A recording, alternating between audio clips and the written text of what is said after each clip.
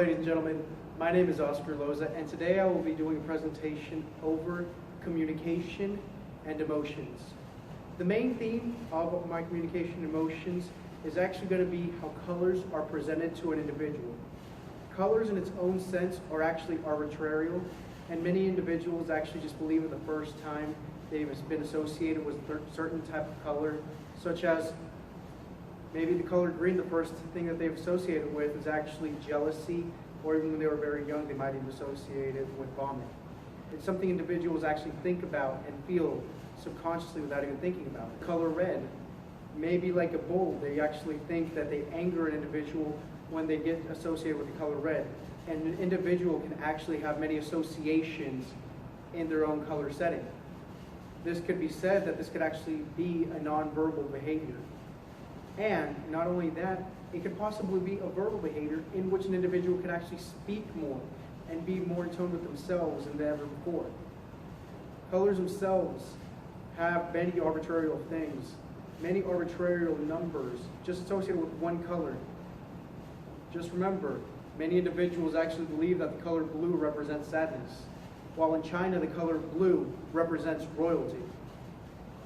Are there cultural images or there cultural specifications in which this could actually occur?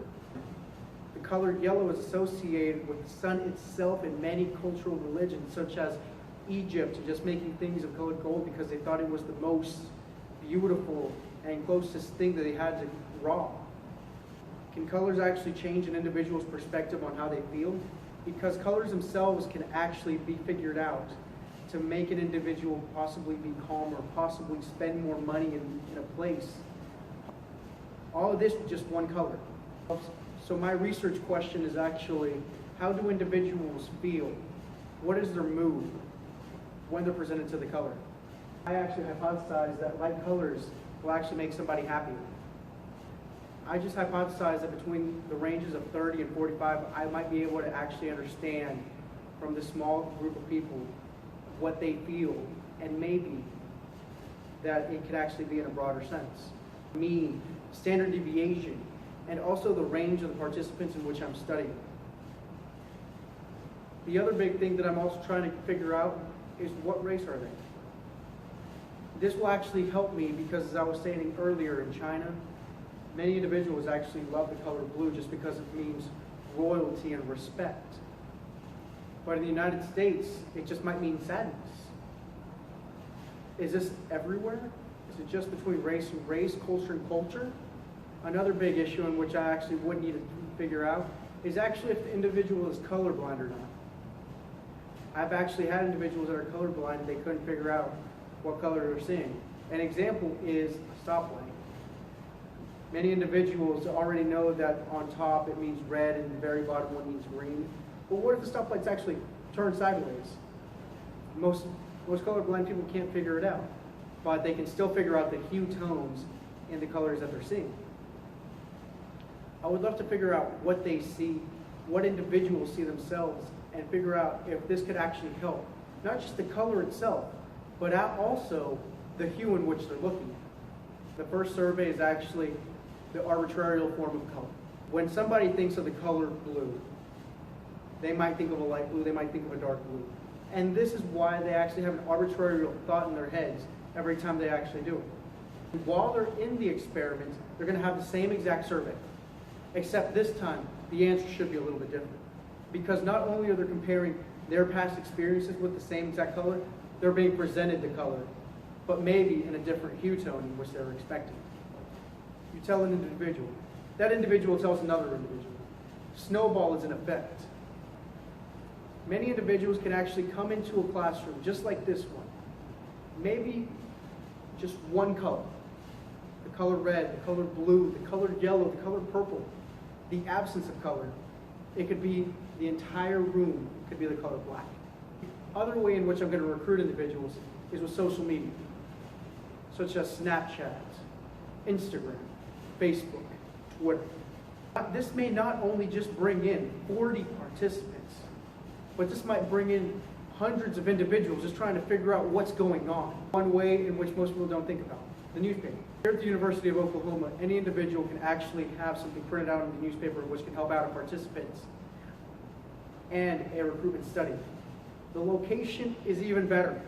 It's right here, the University of Oklahoma.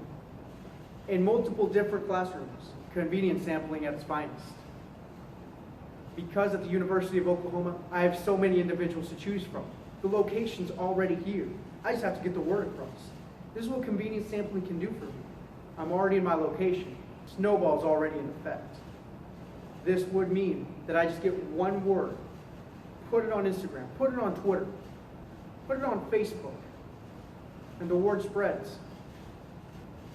A, you get individuals. B, you get a survey printed out. C, you get a room.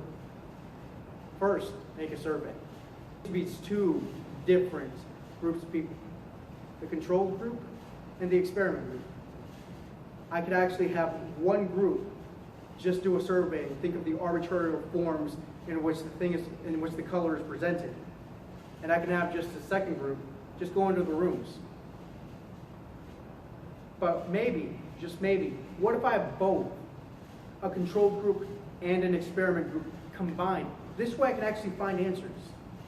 Not only will I have a guessing game with my arbitrary colors and just a composite of individuals just going into a room and trying to figure out what's going on. Why am I in here? Why can't I just have both? This is something that's probably never been done before.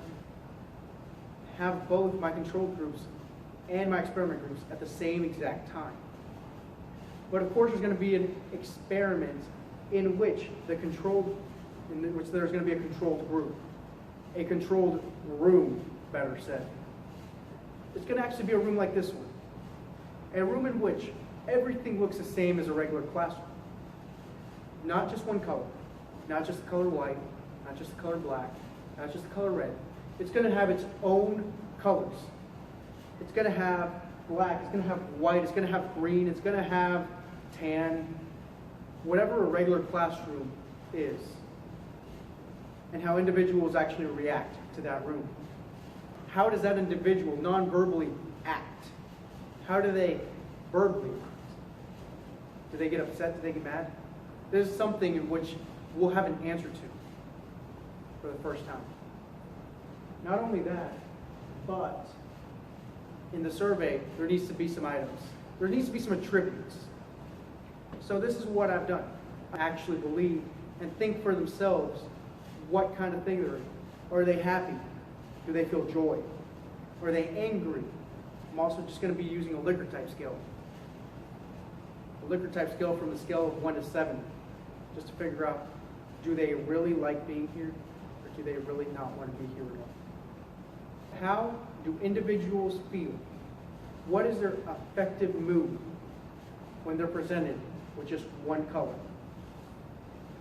This will actually be conducted in a t-test, just to figure this out. Actually hypothesize in which individuals will actually be in a certain color, be better in a brighter setting. You do it during the t-test.